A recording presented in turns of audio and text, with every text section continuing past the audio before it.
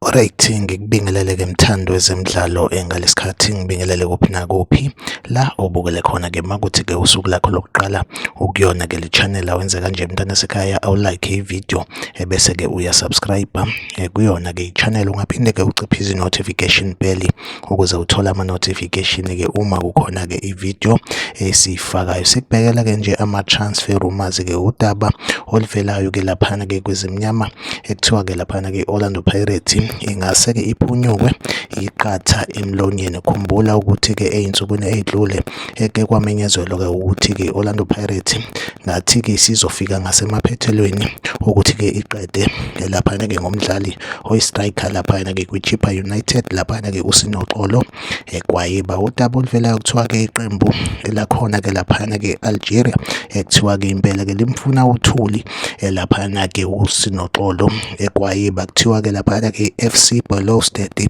la gijima khona-ke laphana-ke uKhanyisa Mayo. Kuthiwa-ke lelo qembu limfuna uthuli laphana-ke uSinoxolo Gwayiba. Impela-ke i-Orlando Pirates-ke ingase-ke iphunyukwe iqatha emlonyeni. Iyona update engiphethe-ke njengamanje, like ividiyo ebese-ke uyasubscribe kuyona-ke i-channel. Mina nawe asihlangabezane kwividiyo elandelayo, nisale kahle.